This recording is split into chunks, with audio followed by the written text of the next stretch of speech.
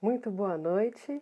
Estamos ao vivo, diretamente de São Paulo, são exatamente 20 horas e estamos aqui para mais uma live da revista Relatos Escolares.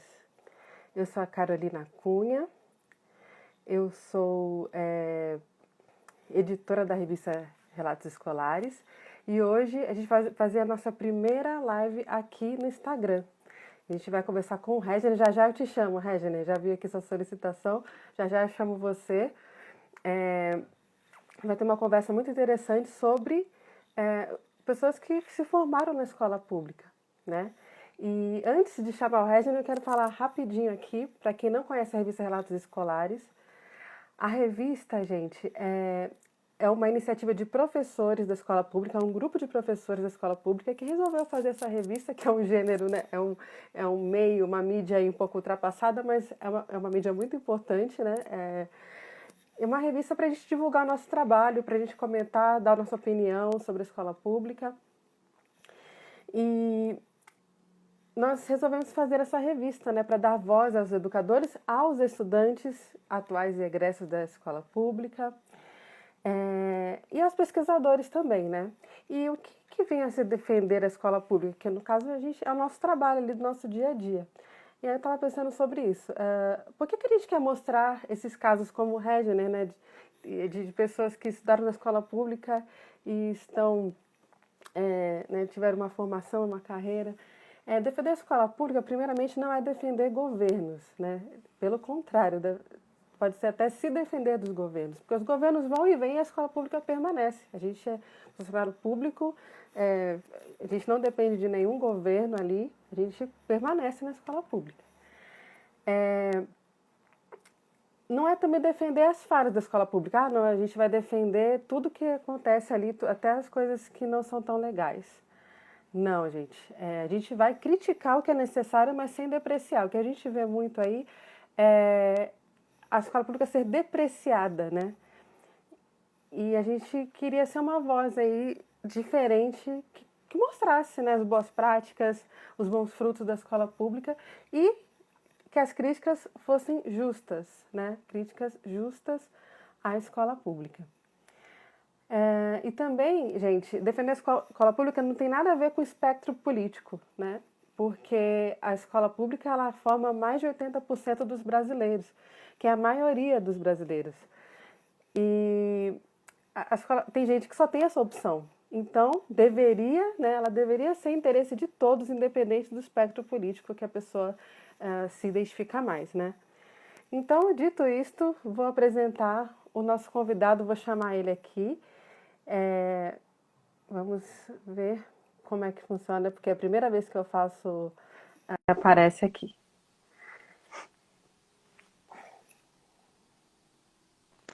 Oi, Carol, tudo bom? Você me vê? Você me ouve? Sim, estou Que, te ouvindo. que bom, que prazer estar com vocês. Que iniciativa bacana do Relatos Escolares e que legal fazer parte disso e poder compartilhar um pouquinho da minha história e da minha experiência. Muito obrigado. Eu que agradeço, é uma honra ter você aqui. Vou apresentar você rapidinho. O Ricardo Regner, ele fez ensino fundamental numa EMF, né? Eu trabalho numa EMF e a maioria das pessoas da equipe da revista são professores de EMF. Tem professores também de escola estadual de ensino médio, mas a maioria está nesse contexto de EMF, né? Então a EMF é Henrique Pegado, lá na Zona Leste, Hermelino Matarazzo, né? Que é E, esse bairro que a gente ouve muito quando tem campanha de Prefeitura de São Paulo, né? é. A gente ouve bastante o nome de Hermelino Matarazzo. E depois ele fez ensino médio no antigo Cefet, que hoje é Instituto Federal, né? E ele se formou em duas faculdades, né? Em jornalismo pela ECA, na USP, e eu nem sabia que tinha essa profissão, jurista, né? Eu nem sabia, mas ele. Então, porque todo mundo acha que quem se forma em direito é advogado, mas não é. Quem se forma em direito é jurista E daí, advogado, você precisa passar no exame da ordem. Entendi. Legal, não sabia, ó, um aprendizado hoje. Então, ele é jurista também formado pela USP, pela Faculdade de Direito da USP. E ele pediu para não, que não precisava falar isso, mas eu vou falar, que eu acho muito legal, que ele produziu uma grande reportagem nos últimos meses, né? Faz pouco tempo. Isso, da BBC, eu te mandei porque eu já tinha mandado um mini currículo para eles, acabei copiando e colando para você, mas foi uma experiência profissional muito significativa na BBC. A gente fez uma grande apuração sobre hemodiálise, né, sobre a falência do sistema de hemodiálise. Depois eu até te mando o link. Foi um trabalho de apuração jornalística que me deixou muito, muito feliz. Muito legal. Muito legal essa, né? Enfim, hoje é dia de falar sobre você, né? Então vamos falar tudo. E aí eu quero fazer a minha primeira pergunta, que já falei um pouco aqui, mas agora quero saber do seu ponto de vista, né? Com você falando, qual que é a sua história com a educação pública? Toda a minha história, né? Toda a minha história de educação, né? Então, eu fiz ensino fundamental numa EMF, a EMF do bairro, né? EMF Henrique Pegado, que era a única opção que nós tínhamos, né? Meus pais, eles me educaram com um salário mínimo, né? Com muito esforço, minha mãe ali trabalhando de empregada doméstica para complementar a renda da casa, então era a escola do bairro, era o que tinha ali, era a escola pública. Eu entrei no primeiro ano, eu fui alfabetizado por uma senhora que fazia isso na rua de casa, e minha mãe, ela tinha uma pequena escolinha lá, muito baratinha, e daí eu passei 1 ano, 2 anos de alfabetização lá, e depois eu fui para a escola pública, né? E daí a gente foi no Henrique Pegado. Eu estive lá por 8 anos, né, da primeira à 8ª série. Hoje, relembrando, né, quando você foi me mandando as perguntas, eu falei, nossa, tanta história, né? E eu vendo tantos momentos que muitas vezes acabaram determinando ou ajudando a determinar coisas que eu sou hoje. E, nossa, foi ali na EMF Henrique Pegado. Coisas boas, coisas não tão boas. Mas foram 8 anos, era uma escola de bairro que tinha 4 turnos de 4 horas na época. Tinha a primeira à 8ª série, e depois tinha um EJA lá noturno. A escola tinha 13 salas de aula, uma sala de leitura. Não era uma escola muito grande, aquele pátiozão, né? Eu lembro que tinha muitas grades, né? Eu voltei lá numa eleição, depois, meu Deus, quanta grade! Era muita grade, aquele azul, aquela pintura azul, assim, era muito característica, né? Até hoje, eu posso dizer que as escolas municipais têm muitas até hoje. A mesma carinha. A gente está tentando tirar carinha. Um pouco do ferro, né? Dos ferros que tem dessa época, né? Anos 90, né? Anos 90 é a era do ferro das escolas. Nossa, mas era muito ferro. E eu tive uma experiência lá de 8 anos, algumas muito significativas, que eu acho que eu vou contando no decorrer da live. Mas eu lembro que lá para o 7º ano, meu pai, eu pegava o metrô com meu pai, ele passava ali no metrô Armênia e falava, olha, ali é a Federal, ali só estuda crânio. E daí eu falei assim, nossa, então se só estuda crânio é lá que eu quero estudar, né? E daí eu lembro que estudei muito com a ajuda de uma tia, porque a defasagem era muito grande, tinha uma tia me ajudou muito, e eu entrei num cursinho popular do bairro, que na época custava R$60, a minha tia me ajudou a pagar, estudei 1 ano com as apostilinhas do cursinho. No ano seguinte entrei na Federal, no Instituto Federal, e para mim foi aquela coisa de uma redenção, assim, porque eu sempre quis estudar lá, era uma escola boa, era um colégio público tido como muito bom, e realmente ele era muito bom. E daí, assim, aquela experiência no Instituto Federal mudou a minha vida, né? Abriu minha mente para fazer universidade, para procurar coisas que meus pais não tiveram a oportunidade de procurar, né? Então, a minha mãe me educou como dona de casa, empregada doméstica. Meu pai é auxiliar de serviço. Meu pai foi auxiliar de serviços hospitalares, aquele cara que carregava fardo de carne no hospital para a cozinha. Então, eles me educaram com um salário pouco, uma vida muito sofrida, né? Meu pai trabalhando em 2 empregos. Então, eu passei num concurso depois do Ministério Público e E já é muito mais do que os meus pais experimentaram, e isso é uma experiência que vem da escola pública, vem do Instituto Federal, um caminho que eu fui seguindo. Sim, inclusive já tá aberto. Eu não sei se o Instituto Federal, acho que no meio do ano não abre, eu não tenho certeza, mas a Gabi que está aí, que manja das inscrições, já está aberto agora para o segundo semestre. A gente incentiva muito nossos alunos, né? Ano passado, eu acho que a gente teve 100% de aproveitamento na escola que eu trabalho. Todos os que prestaram para ETEC passaram, né? Então a gente ficou bem feliz. Tem que incentivar, né? Porque às vezes a pessoa não sabe, né? Às vezes, a gente tem que mostrar, às vezes, os caminhos, que nem você falou, né? Eu não fiz ensino técnico, ETEC, nem Instituto Federal, porque eu não sabia que existia. Eu não sabia. E também, na minha época, eu acho que só tinha eletrônica, uns cursos assim que não me interessavam tanto, e hoje tem uma gama de cursos técnicos que dá para. Sim, e é curioso você contar essa história, porque é a minha história, né? Quem me indicou um cursinho pré-vestibulinho e falou para entrar na Federal, eu passava na frente, mas quem me indicou o Caminho das Pedras foi a minha professora de português, a professora Elisa Vécio, de quem eu tenho muita saudade, que foi uma grande profissional na minha história. Depois eu até falo um pouquinho mais sobre ela, mas ela queria inscrever o filho dela no cursinho, e daí eu lembro que ela me passou todas as dicas de como me inscrever. No dia que eu ia fazer a prova para entrar no cursinho popular ali, ela me levou de carro até lá, um carro da família dela, né? E me levou de carro.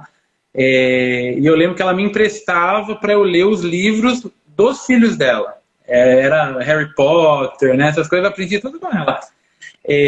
Então hoje eu vendo, nossa, foi essa professora, que muito boa profissional, que me deu o Caminho das Pedras para que eu conseguisse entrar na Federal e depois eu entrasse na universidade pública, né? Uma professora da EMF, Henrique Pegado, né? Então, certamente uma das maiores influências assim de profissional, que você vê que ela teve uma intervenção ali, né? Que vocês fazem hoje, que mudou minha vida, né? Que foi certeiro, isso é muito legal, né? Sim, você já falou sobre a estrutura da sua escola, né? Que tinha muito ferro, né? Mas nessa época dos anos 90, eu também estudei no MyMath, né? Nos anos 90. Tem um comentário aqui, estudou escola pública, 36 anos, não havia divulgação, orientação nem incentivo, hoje eu estudei. Sabe, olha só o que aconteceu no meu caso. O pessoal do cursinho pré-vestibulinho foi fazer propaganda na escola, eu fui fazer o simulado, mas eu não sabia para que servia aquilo. Então eu fiz o pessoal né, do cursinho chegou primeiro, mas também eles não falaram para que servia aquilo, né? O que eu tinha que fazer com aquilo na mão. Mas enfim, sobre a estrutura da escola, né? Você falou que tinha muito ferro, mas assim, tinha na sua formação assim da EMF, né? Voltando para a EMF lá, o que você achou mais significativo e que você achou que poderia ser melhor na escola de ensino fundamental? O que poderia ser melhor muita coisa. Eu acho que poderia ser melhor, eu poderia fazer uma lista imensa, né? Eu lembro assim que eu lembro de uma professora que eu estava na sexta série e ela era baixinha assim e ela tinha dificuldade de falar. Ela não conseguia falar, ela falava muito baixo. E os alunos começavam a zoar dela, né? Começavam a caçoar. Você sabe que uma adolescente é terrível. E eu lembro que teve um dia que ela teve algo que hoje eu olho assim, aquela mulher estava tendo uma crise de pânico. Dentro da sala, naquela época eu não entendi o que era. Hoje eu lembro da cena e lembro dela tendo uma crise de pânico. Então o tipo de tratamento dado ao profissional que cuidava dos alunos era visivelmente ruim, era muito ruim. Então eu tenho história, aquela velha história do professor que entrava na sala e que na época eu não entendia, né, que só passava coisa no quadro para copiar, 45 minutos depois ia embora. E também eu fui entender muito tempo depois, bom, com o estímulo que ele recebe, talvez seja de se entender, né? Então, o tipo de valorização à arquitetura, uma arquitetura muito nefasta, de cadeia mesmo, e isso acaba determinando, né? Porque você fica num ambiente muito tempo que parece uma cadeia, você começa a agir como um carcerário. É Né? uma Isso é uma panela de coisa da... pressão, né? Justamente. E pega o aluno, pega o professor, todo mundo ali acaba sendo vitimado de alguma maneira por aquele esquema, e a impressão que eu tinha é que um vitimava o outro, né? Então, o professor mal estimulado acabava vitimando o aluno porque não tinha paciência, porque estava de saco cheio, e o aluno mal estimulado vitimava o professor com todo tipo de xingamento, agressão moral, agressão física. Então, acho que isso é uma das lembranças ruins da escola. E você falou das lembranças boas também. Né? Então, eu lembro que as minhas melhores lembranças foram de duas professoras que me deram muito apoio com o melhor que elas podiam fazer, que tiraram do pouco muito e que foram essenciais na minha formação. Foi a professora Elisa, que me emprestava os livros dos filhos dela para mim, e que isso me ensinou a ler, me ensinou a me interessar por literatura. E eu tinha uma outra professora chamada Mariângela, que era professora de ciências e que sabia do meu interesse e que me trazia a Folha de São Paulo, que a escola tinha assinatura da sala dos professores, toda a aula dela, para que eu lesse durante a aula dela. E ela deixava que eu lesse a Folha de São Paulo. E aquilo era maravilhoso, eu adorava pegar a Folha e ler o mundo, porque eu não tinha acesso ao jornal, né? Então, e ela fazia questão de me trazer a Folha de São Paulo da sala dos professores, eu trouxe aqui para você. E aquela professora também foi muito importante. E o que eu tenho de boas lembranças geralmente não eram da sala de aula, eram de atividades extracurriculares, né? Então, as excursões. Eu lembro também, teve uma vez que eu organizei um cinema na escola, né? Tudo que era extracurricular, assim, de fora da sala, tirando a educação física, que eu tinha meio uns traumas, tive uns traumas disso, porque eu não gostava de educação física, chorava para ir. Mas tudo que era fora da sala de aula costumava ser melhor, costumava ser mais bacana. Eu lembro que teve um concurso de poesia da escola, que eu fui bem colocado, né, no concurso de poesia, então isso me deu muito estímulo. Eu ganhei uma medalhinha, né, lá na sexta série, então eu falei assim, nossa, lembro, até comecei a escrever poesia, depois disso comecei a me expressar mais.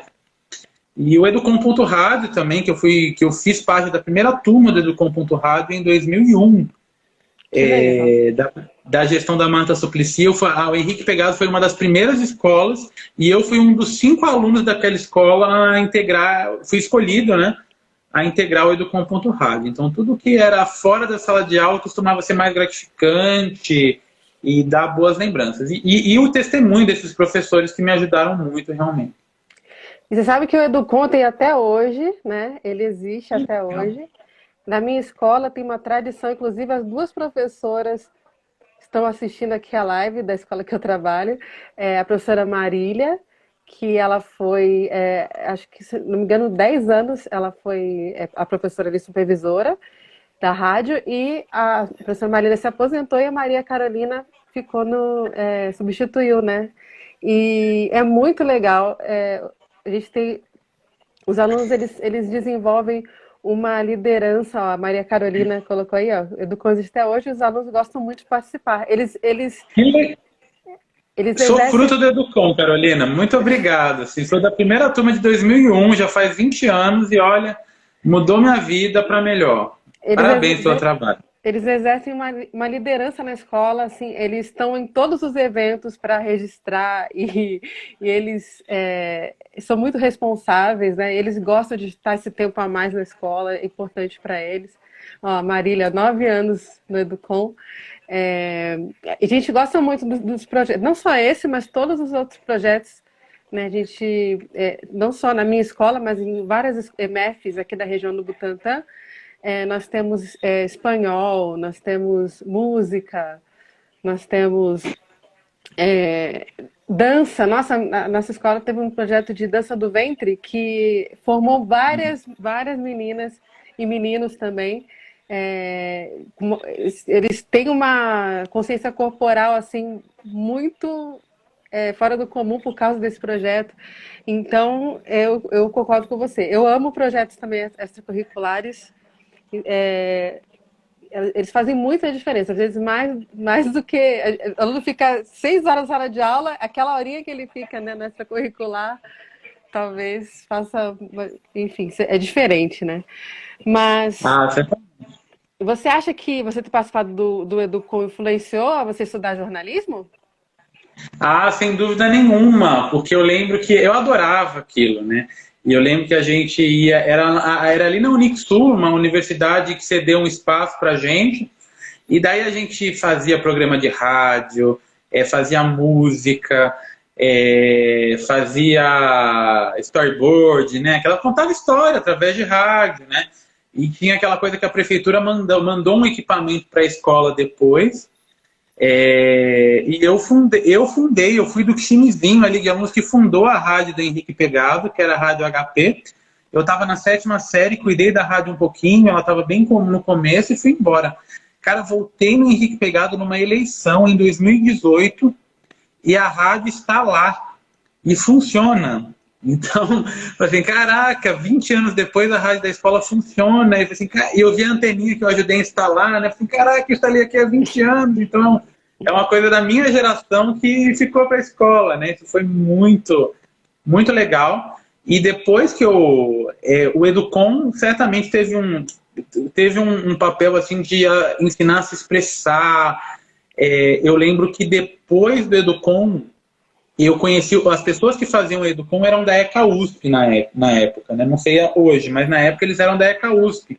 E foi o primeiro contato que eu tive com um aluno da USP, que eles eram de rádio e TV, né? Hoje tem um curso de educomunicação na ECA, mas foi lá que eu conheci um uspiano, um ecano, né? Que a gente falava. Comprei um gravador, minha avó me deu um gravador de presente por causa do Educom. E daí eu comecei a gravar, fiz blog, fiz um monte de coisa. E foi nesse processo de, nossa, fazer blog, escrever e tal, que quando chegou a época de prestar o vestibular, eu queria ECA. E eu queria alguma coisa da área de comunicação. Então, o Educom foi em 2001, eu entrei na ECA em 2007. Foram 6 anos. E eu vejo uma linha histórica mesmo do tempo, que começa ali no Educom, nessa coisa de gravar e de fazer rádio, de brincar com isso, e que culmina na minha entrada em jornalismo, né? Então são 2 eventos assim completamente ligados e você vê a influência, né, que uma iniciativa extracurricular pequena se pode... eu não sou educador, né, mas eu tenho uma admiração muito grande pelo educador, porque é um projeto bem feito, pode ajudar a definir o rumo de uma história, né, de uma maneira muito, muito legal e muito profunda, né? Então eu sou muito grato aos profissionais, né, e aquela galera que dava o sangue para fazer aquilo acontecer, e vejo o reflexo na minha vida disso, né? Isso é muito legal. Esse contato que você pôde ter com essas várias com essa experiência relacionada à utilização das mídias, né? Você falou que fazia transmissão de rádio, fazia... super diferente ali, né? Assim, você falou como aluno, né, naquela época, mas hoje, assim, você como adulto, o que você acha que diferença que isso faz na vida de um aluno, né? Ele ter esse contato com diferentes mídias, ele sabe ali mexer num programa de computador, sabe mexer no microfone, ele sabe regular ali a mesa de som, né? Como você vê esse contato, assim, das crianças com isso? É muito legal, porque dá muita autonomia, né? Dá muita... são uns saberes que eu acho que você vai adquirindo, que você usa de maneiras como que você não imagina, né? Então, eu lembro que eu fazia roteirinhos lá no Educom e hoje eu não... Hoje eu faço convite para amigo, eu faço folder de evento, eu tenho uma certa autonomia nisso, né? Não preciso contratar ninguém, não sou um ultra profissional, mas são alguns saberes que você vai servir na comunidade, vai servir ao redor E mesmo o aluno que muitas vezes não vai para uma faculdade de jornalismo, de comunicação, né, por causa do Educom, que nem eu, você vê uma marca ali, né, de facilidade de comunicar, né, e comunicar é um negócio que ele vai fazer uma entrevista de emprego, ele pode definir o mundo dele ali se ele tiver, ele saber, já que tiver usado um microfone na vida. Né? Eu acho que é um tipo de empoderamento assim que a palavra certa é empoderamento, né? Você empoderar a pessoa com um microfone e fazer ela narrar a própria história, né? Ela ter o poder de narrar a própria história e fazer o próprio caminho. A Gabriela está falando aqui que os projetos escolares fazem muita diferença na vida dos alunos e eles mesmos dizem isso quando voltam a entrar em contato, né? E eu estou lembrando aqui que os alunos, hoje existe um projeto chamado TCA nas escolas, que é como se fosse um trabalho de conclusão, chama Trabalho Colaborativo Autoral. E eles têm que fazer a apresentação dos projetos, né? Do final de um ano que eles desenvolveram. E os alunos que fazem parte da rádio, eles têm. Você vê que os trabalhos deles são totalmente diferentes ali, os recursos que eles usam, né? A questão eles fazem entrevistas, né? Então, assim, que nem você falou, não precisa ser no macro, como você, no seu caso, você fez jornalismo, mas no micro ali faz a diferença também, né? Ah, certamente. Muito legal ver essa diferença que faz na história de uma pessoa e de uma família toda também. Isso é Nós muito temos bacana. alunos que faziam o projeto da flauta, que hoje viraram músicos profissionais também. Nós Ah, temos, que legal. eu tenho uma aluna que fez o projeto de espanhol comigo e no vestibular o idioma que ela escolheu foi espanhol, não foi inglês. Então, Ah, é, eu fui fez professora. letras. Não, ela fez química. Mas A química, mas mas vestibular. na hora de fazer o vestibular, ela escolheu espanhol, porque ela começou a espanhol na escola e foi o idioma, a segunda língua que ela escolheu para ela ali. Tudo bem que eu também era professora de inglês, né, dela, mas, mas o espanhol ela deslanchou ali e é muito legal. A gente fica muito feliz, porque o nosso trabalho, às vezes, a gente não vê. Talvez as suas professoras, né, ali que plantaram ali o Regner pequenininho, não sabe o que aconteceu depois, né? Eu tenho muita vontade de agradecer. Sabe que já até eu sou aquele tipo curioso, já procurei em rede social, que eu lembro o nome completo, já procurei em lista, eu não achei. Mas, enfim, porque é um trabalho que eu gostaria de reconhecer de alguma maneira e falar assim, olha, seu trabalho foi importante na minha vida, né? Definiu rumos importantes na minha história e muitas vezes você não tem nem noção, né? Aquele aluno você não vai ver nunca mais e você não sabe o que ele vai virar, né? Sim, é um trabalho de longo prazo. Às vezes o pessoal quer achar fórmulas milagrosas para a educação, né? Mas às vezes a gente nem sabe o que aconteceu com aquele aluno depois, né? E que o que a gente fez ali um dia deu um fruto, né? Mais tarde. Ah, né? Definir uma profissão, uma família, né? Sim. Muitas vezes uma emancipação econômica, né? Que a pessoa não tinha e muitas vezes a história do filho daquela pessoa vai ser outra, né? Não vai seguir o mesmo caminho que os pais, né? Isso é muito legal, né? Educação a minha noiva trabalha num grupo de educação lá no Ministério Público, o GEDUC, e a gente vê as histórias, né? De superação mesmo, né? De pessoas que mudaram o rumo de gerações através de estudo, né? A minha avó, ela me conta que o meu bisavô era analfabeto. A minha avó tem a quarta série, mas ela conseguia ler, né? Veja bem, comparando o meu bisavô, ela sabia ler. E ela me conta que ela levava o pai no trabalho, né? Porque ele não sabia pegar o ônibus, né? E conseguiu um emprego para ele, né? Por quê? Porque sabia ler, sabia. Então, e hoje minha avó tem uma vida muito melhor do que o meu bisavô teve, porque aprendeu a ler. Simplesmente aprender a ler, né? Que é o básico do básico do básico, né? Mas isso já fez uma diferença gigantesca. A gente fala bastante do ensino fundamental, então agora vamos para o ensino médio, né? É. Você, você estuda no Instituto Federal, que é uma escola para poucos, né? Só tem uma na cidade de São Paulo, só tem uma. Agora está expandindo mais no estado, né? Assim, a gente vendo de fora, a gente vê uma escola de excelência, né? Uma escola que preza ali por ter ali os profissionais bem remunerados, né? Que, inclusive, é uma coisa que é o contraste, assim, da questão de remuneração sem alunos, né? Porque muitas vezes a gente vê alguns governantes aí, algumas pessoas que fazem as leis, acham que o professor, quando está sem aluno, não está fazendo nada, né? Sim, isso é E, terrível, uma mentalidade terrível, né? e assim, é uma mentalidade da proletarização mesmo, né? Você está ali produzindo dentro da sala de aula, está fora, não está. Mas, enfim, o Instituto Federal é uma das poucas instituições de ensino básico que remunera o professor fora, muito bem, professor fora da sala de aula também. Enfim, isso eu estou falando do meu lado, né? Mas do seu lado, como estudante, o que você acha que faz o Instituto Federal ser, né, essa escola de excelência? Olha, olhando assim em retrospecto a minha história, eu acho que o ambiente, então eu lembro que o Instituto Federal aqui na cidade era um campus grande, e tinha árvores, e tinha espaço para pensar, para refletir, para você fazer a sua leiturinha da tarde, para você se encontrar, né? Não tinha só um pátiozão lá restrito, você podia se encontrar com seus amigos, e você podia ter ideias com eles, né? E você, vamos fazer um coletivo, fazer um fanzine. Tinha um espaço lá onde as pessoas... Então, o espaço físico era soberbamente diferente. E a abordagem didática era, para mim, assim, a experiência que saí do fundamental para o médio foi do inferno ao céu, porque no ensino fundamental eu era aquele menino nerd da escola que sofria bullying, porque era diferente, né? Tinha cabeça grande, tinha pé grande, usava aparelho.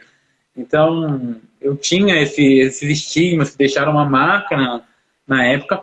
E na federal, eu encontrei gente que falava a minha língua, que estava interessado na mesma coisa. Tanto que meus primeiros amigos que eu mantenho até hoje, até o padrinho de casamento de um, tal, foram lá na federal. Então, o ambiente fez muita diferença. E a estrutura mesmo, né? Então, a gente tinha aula de química num laboratório de química, né? Então, a gente pegava lá o tubinho de ensaio e reagia o ácido com a base e explodia. E daí, quando você vai na aula de biologia, eu peguei um saliva, né? Passa aqui a saliva e vê a própria célula da saliva aqui do lado bochecha. da bochecha no tubo de ensaio. Na aula de física, você tinha um testador de gravidade elétrico, né? Você fazia uma queda livre e ia marcando na fita a queda livre, né? A trajetória, e depois ia calculando a velocidade média, a aceleração da gravidade. E você fazia aquilo ali, né? Medindo. Então, isso era muito legal. Eu lembro que a gente tinha também as disciplinas projeto, né, que era uma disciplina obrigatória que você podia escolher. Então eu lembro que no meu primeiro ano a minha disciplina projeto foi xadrez. Era o pior de xadrez da minha sala, mas eu aprendi a jogar xadrez, assim, na base.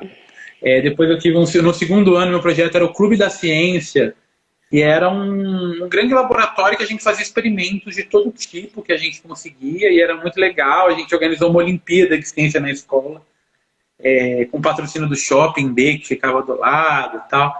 E no terceiro ano era Literatura Universal nos últimos 300 anos, que foi uma disciplina de ler os clássicos, né? Então, Metamorfose de Kafka, Dostoiévski, eu li livros básicos do Marx, eu li tudo lá. Eu lembro que tinha Germinal, a gente tinha 8, 9 obras de literatura universal que a gente tinha que ler durante o ano, e isso foi um tipo de... Eu lembro que eu li Madame Bovary, foi um tipo de repertório, né, que eu não li Crime e Castigo na faculdade, eu li Crime e Castigo no ensino médio, foi uma grande leitura, assim, e eu devo muito a esse ambiente formado, né, um ambiente mais aberto, né, mais aberto à dúvida. Não tinha grade na federal, né? A gente podia, se a gente não quisesse ver a aula, a gente estava de saco cheio, a gente ia para o Shopping B, né?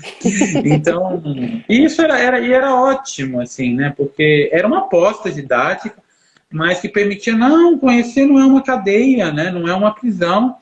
E foi essa experiência da Federal que me deu, e o ambiente também, né? Porque todo mundo falava disso, então e aí, o que você vai prestar? O que você vai prestar na FUVEST? Vai prestar engenharia? Vai prestar humanos? Vai prestar... Todo mundo falava disso, né? Então, foi aquele ambiente de ensino médio no Instituto Federal de Excelência, falava, não, a Federal aprova muito na USP e tal, que foi me estimulando, né, a querer aquilo, e também foi essencial para que eu tivesse maneira de depois entrar em jornalismo.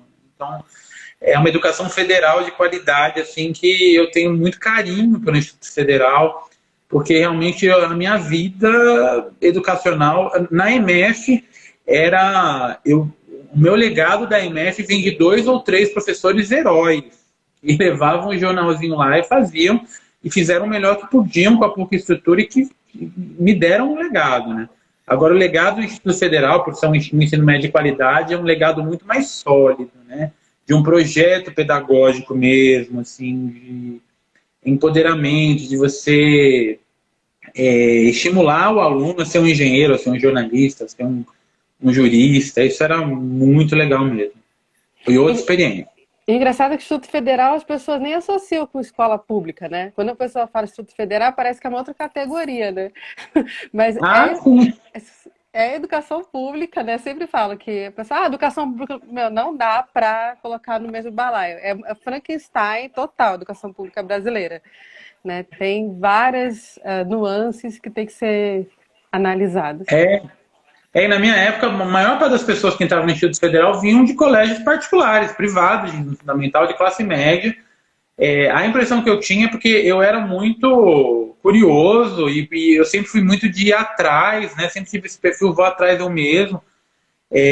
Mas a maior parte das pessoas da minha idade, elas nem prestavam, elas nem tentavam entrar na Federal, né? De escola pública. Não, isso não é pra gente, isso não é pra quem fez.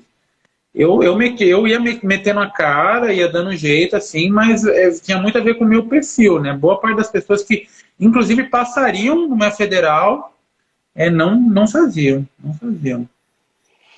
Inclusive, o Instituto Federal hoje, ele é um dos maiores empregadores de doutores do Brasil, né? Porque mesmo quem entra lá, para ser professor, né? Você pode ser o professor somente com bacharel, né? Somente com licenciatura, mas como eles dão muito incentivo para quem tem doutorado e mestrado, praticamente só doutor. Eu já tentei 3 vezes prestar o concurso para dar aula no Instituto Federal. Eu já passei uma vez, mas passei em 15º, e assim, eu era a única pessoa que não tinha doutorado, não tinha nada, eu só tinha licenciatura, aí eu fiquei em último, 15º, e todo mundo em cima de mim, doutor.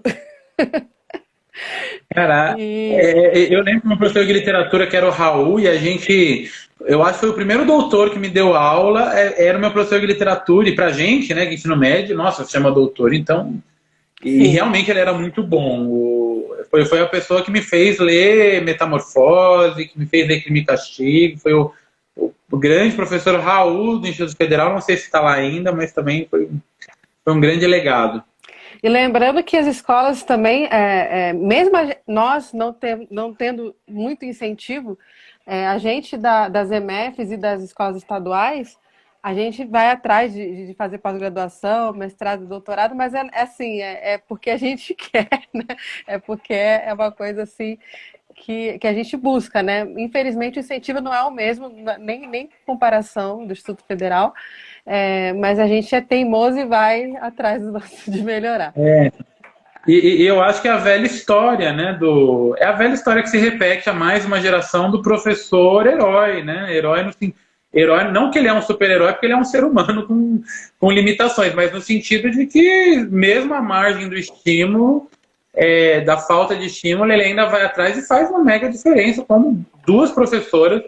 Eu tinha 10 professores, 8 eram mais ou menos, assim, mas, cara, 2 professoras que tinham visão e que tinham uma formação visivelmente um pouco melhor, que buscavam, que iam atrás, fizeram toda a diferença na minha vida, né? Então, é um absurdo que, infelizmente, o Estado não veja isso.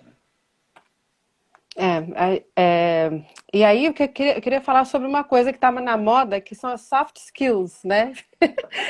Porque hoje o pessoal fala de que você não precisa, você tem que ter, além da sua formação acadêmica, você tem que ter aquela soft skill, né? Que é aquela habilidade ali que você não aprende na escola, né? Que você não aprende na escola, não, que você não aprende formalmente. Você até pode ser que aprenda na escola, mas não tem lá uma disciplina de criatividade, por exemplo, né? É, e eu acho que estudar na escola pública, ou você fala bastante do Instituto Federal, né? Mas mesmo em qualquer escola pública, também na EMF que você estudou, a gente acaba adquirindo algumas habilidades, assim, por ter estudado numa escola pública. Eu vou falar uma habilidade que eu adquiri, por exemplo, que foi a de conviver com a diversidade, né?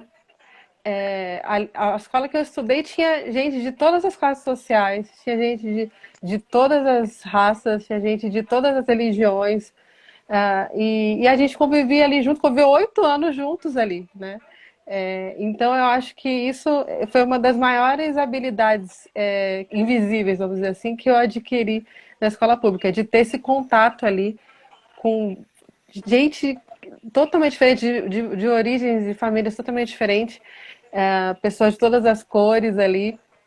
E você, né? Qual que foram essas soft skills que você Essas adquiriu? habilidades, assim, do ensino fundamental, do ensino médio, Isso, eu acho, pode falar. eu penso em duas, assim, né? Eu acho que eu aprendi muito a ir atrás eu mesmo, que é uma coisa assim que depois eu nem sabia que era uma habilidade. Eu tive que virar adulto para entender que era uma habilidade, porque geralmente depois do tempo a professora fala assim, olha, o manual da FUVEST é esse. Virava, você via lá na banca, eu pedia dinheiro para minha mãe, o manual da FUVEST, ela lia 10 páginas, sabia, olha, tem que emitir o boleto não sei aonde, e pagar no banco tal, daí lê um manualzinho aqui, e chega lá, e paga, e no dia tem que cumprir essa burocracia, desse jeito, tem que se preparar dessa maneira.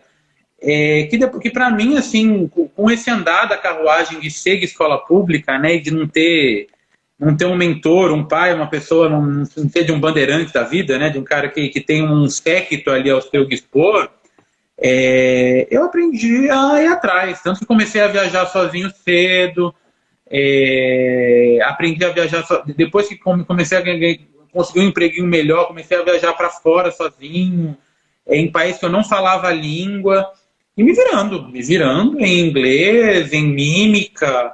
Já fui para países que não tinha nada de falar inglês e para mim, e depois eu descobri, depois que eu fui para a universidade, eu fui fazer direito principalmente, tinha muita gente de elite, eu comecei a perceber que tinham pessoas que nunca tinham pegado o metrô, e pessoas que não sabiam, que iam para a faculdade. Eu tinha colegas que iam para a faculdade, tinha um motorista que parava para levar ali e elas não sabiam ir na esquina no bazar comprar uma caneta, porque o carro só parava ali, deixava ela, saía, voltava. Então, pessoas que por muitas vezes terem uma condição inclusive muito melhor que a minha, né, economicamente, visivelmente não desenvolveram certas autonomias, né? Então, eu acho que a questão da autonomia de ir atrás, você mesmo.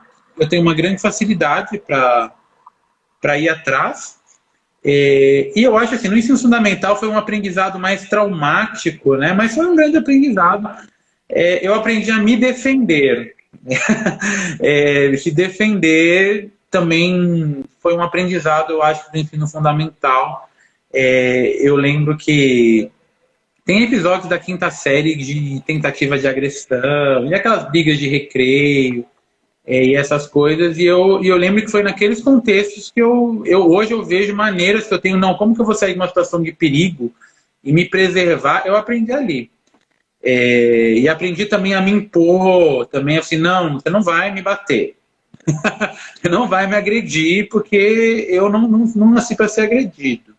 Que você usa com muita educação, mas que você usa hoje no ambiente de trabalho, no ambiente, nessa grande selva que é o mundo, né? O mundo é uma grande selva, né? O mundo é um lugar muito perverso, Mas, querendo ou não, pelo bem ou pelo mal, eu acho que também foi outro aprendizado também que eu vejo hoje uma raiz da escola pública, inclusive em situações que poderiam ter sido traumáticas, né, mas que, bem ou mal, elas acabam sempre ensinando alguma coisa.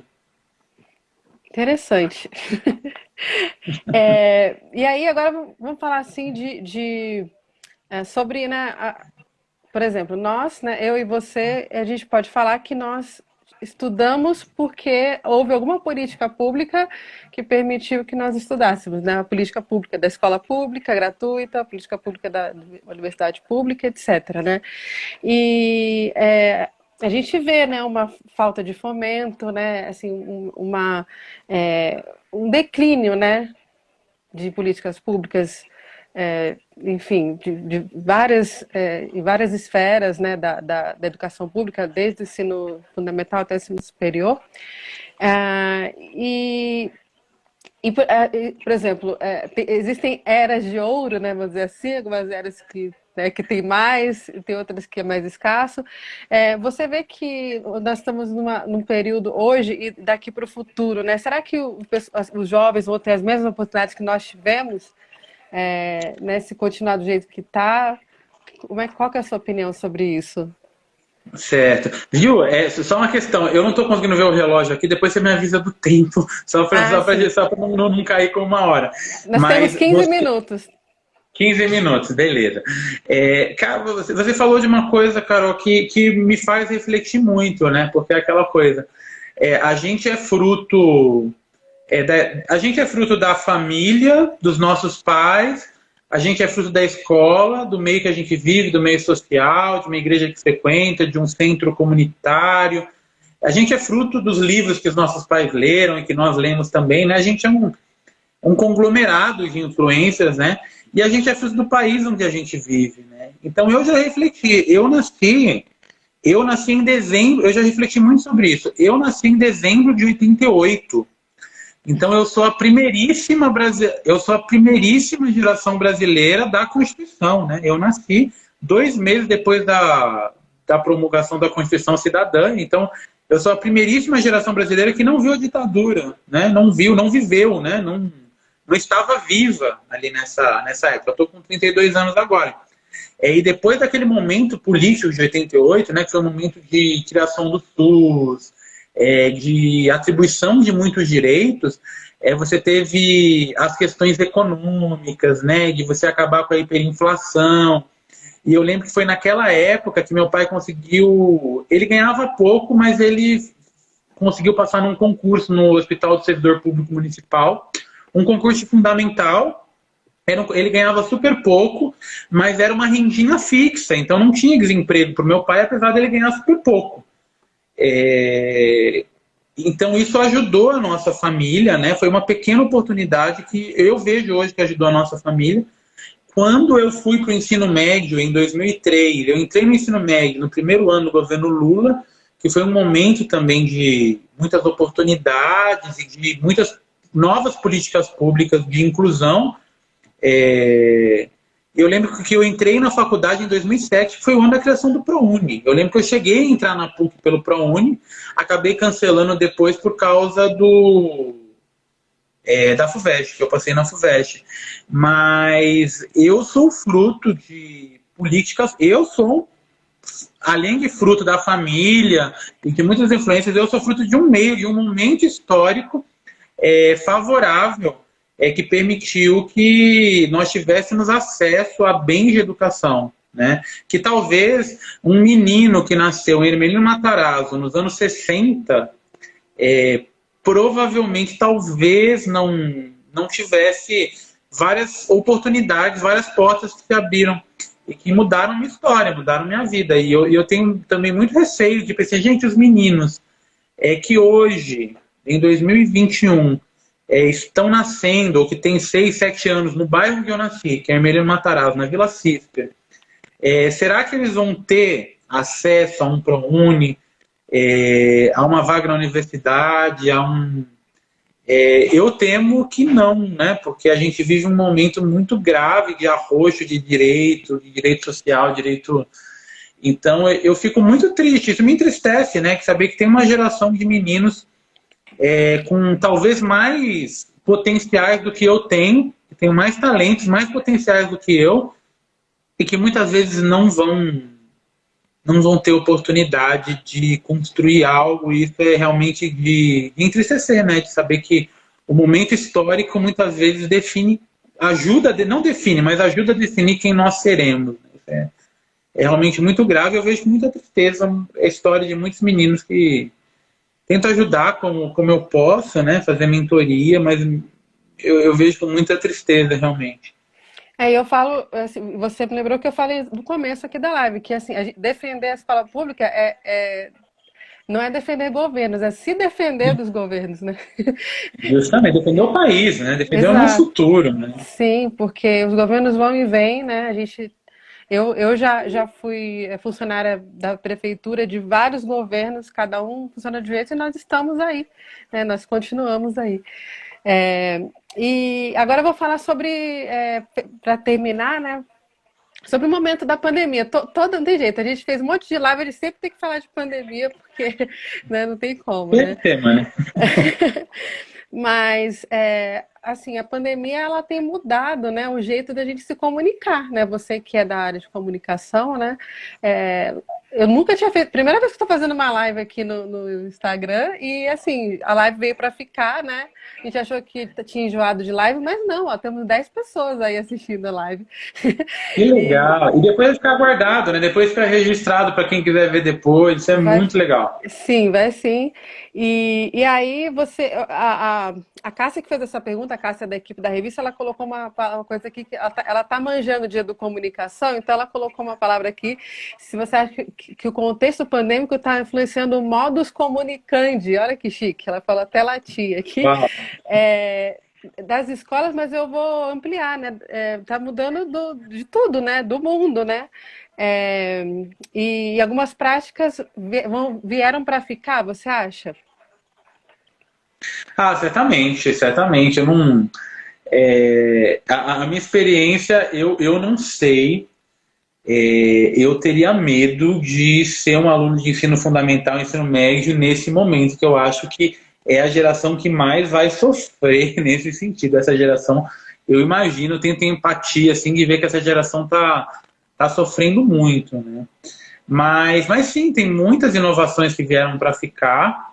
Eu imagino, eu tenho uma cena que eu registro, são duas cenas, né? Uma cena do começo da pandemia, de um aluno com necessidade especial lá na igreja que eu frequentava, que não conseguia acompanhar as aulas porque não tinha um tablet.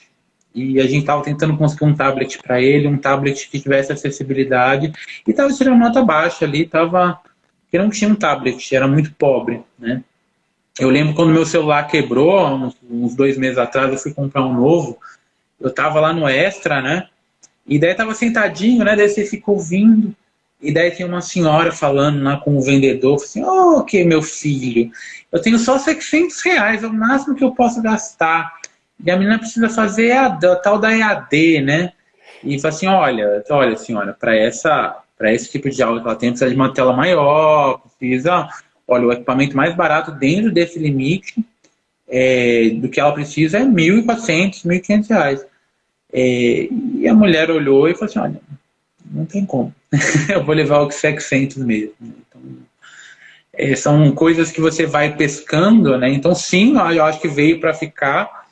E pode ser positivo, né? Porque a experiência da sala de aula, pelo menos a que eu tive da lousa, foi uma experiência muito maçante, muito desgastante, nada gratificante, né? Eu acho que eu não gostaria de educação se fosse só aquilo, se não fosse algo fora.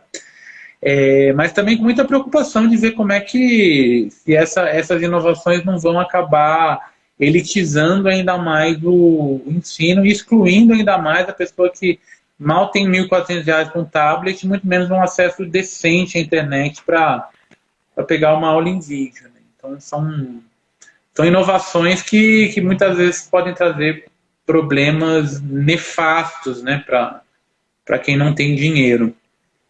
É um dos textos que está lá na revista fala sobre isso, que eu que escrevi, que as questões sociais não podem ser vistas separadas das questões sociais, né? As questões educacionais não podem ser vistas separadas das sociais, porque elas são inseparáveis, principalmente no Brasil, que é tão desigual, né? Ah, sim, né? Assim, a minha forma de emancipação, a principal forma de emancipação é através da educação, né? E eu temo que o abismo cresça, né? Lá no Ministério Público, minha noiva trabalha na educação e ela me conta histórias, né? De histórias nefastas, assim, né? De situações em que o Ministério Público acaba tendo que intervir, desde vaga em creche até escolas que não tem piso, né, não tem um mínimo de acessibilidade para uma criança deficiente, né, e essas questões de, de exclusão digital, né, estão lá no Ministério Público estão bombando nessa pandemia. Né? Então, é muito sério, é muito sério o que a gente está vivendo. Verdade.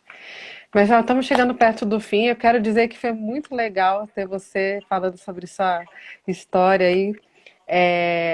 Tenho certeza que seus professores devem estar muito orgulhosos se eles pudessem ouvir, né, aqui você falando. A gente que é professor, a gente fica muito feliz em ver, né, depois o futuro, né, o que aconteceu com aquele aluno, né, aquela sementinha ali que a gente plantou ali lá atrás, deu fruto lá na frente. E eu quero que você dê suas considerações finais para a gente encerrar. Ah, certo. Bom, eu queria agradecer o convite da Carol, né? E a parabenizar pela iniciativa, né? De ser um fórum, né? De história, de conversa. Eu acho que quando eu conto a minha própria história, eu me convenço de que, nossa, olha como alguma coisa deu certo, né? Então é muito bom você poder contar a própria história para o outro, porque quando eu conto minha história para o outro, eu acabo me edificando nela também, né? E agradecer aos meus professores. Eu queria agradecer, eles não devem ouvir, eu queria agradecer Mas a professora deixa, Elisa. tá gravado aqui, então Deixa, aproveita. vai Vai que lá. um dia, né? Queria agradecer a professora Elisa Peterim Vécio, que eu nunca mais vi, mas que me ensinou a ler, me ensinou a gostar de literatura e que me deu os livros dos próprios filhos dela, que deixou uma marca indelével na minha trajetória. Queria agradecer a professora Mariângela Castelli, já deve estar velhinha, tal, que ela já tinha uns 50, 60 e poucos na época, né? Então, ela também foi ela que me ensinou a ler jornal. Enfim, ainda se a vida permitir, quero ter oportunidade, mas enfim, querendo ou não, a gente acaba sendo um agradecimento de um aluno invisível para muitos professores que muitas vezes não sabem o impacto que tem. E eu sou muito admirador da carreira da educação enfim, hoje eu sou jurista, né, sou jornalista, sou jurista, mas quero também fazer parte da luta por melhores condições para os educadores, para que a gente tenha uma educação realmente que nos emancipe, né? E hoje, com o tipo de governo, o tipo de obscurantismo que a gente tem que lidar, eu pelo menos tenho essa certeza de que a gente precisa urgente de educação, assim, de valorizar a nossa escola pública. E acredito na escola pública, sou um defensor e se puder, quero que a próxima geração tenha uma boa escola pública também. Muito obrigada e pelo seu depoimento aqui. Obrigada por, né, apoiar também a revista. A gente está começando, a gente vai lançar a nossa segunda edição na próxima segunda-feira, dia 31. Estamos aprendendo a fazer uma revista. Ah, meus É, parabéns. Isso não tem preço. É um legado que vocês deixam. sim, a ideia é ter um compilado ali, ter portfólio ali de trabalhos, ter também a nossa opinião, né? A gente sempre fala que sempre quando vai chamar um especialista da educação, nunca é um especialista que está dentro da escola, né? Sempre é alguém que está fora ali na academia, né? Então a gente também quer ter nosso espaço para dar nossa opinião, para contar também as nossas histórias como educadores. Então, muito obrigada por participar com a gente. E é isso. Tchau, gente. Tchau, Regina. A Perfeito, vou gente vai. divulgar. Tchau. Até mais. Boa noite. Tchau, Boa noite. tchau. Tchau, tchau.